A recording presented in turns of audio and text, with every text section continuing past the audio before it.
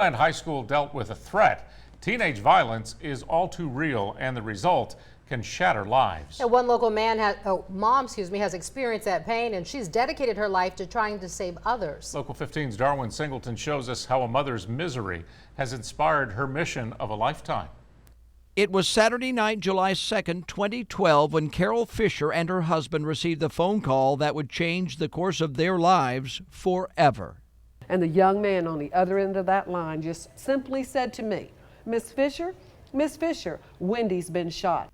It was violence that seemed especially bold for even a crime-seasoned city like Mobile. Carol Fisher's daughter, Wendy, concerned about her dog, yelled at a speeding driver in her neighborhood to slow down. Prosecutors would go on to prove that the driver, 20-year-old Pat Brown, stopped the car, and 17-year-old Trayon Washington got out, aimed a gun at Wendy, then pulled the trigger, killing the young mother of two.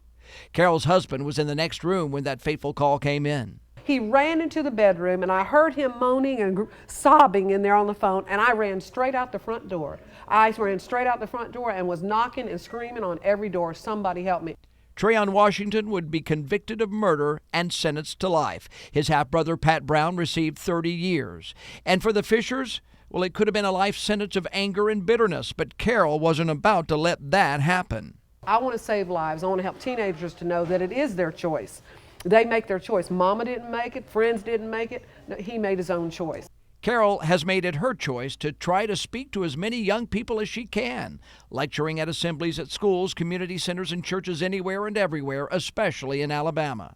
She uses a video produced by the Mobile Police Department to encourage young people to do something Trayon Washington didn't do: stop and think before resorting to violence. Carol's message is clear, strong, and personal. But I know one thing for sure he's thinking every single night when he lays his head on that pillow: why did I pull the trigger? And because he didn't have to. It's all about choices, says Carol. For her, the choice is absolute, making sure her daughter's death has a greater purpose for the good of everyone. In Mobile, Darwin Singleton, NBC 15 News.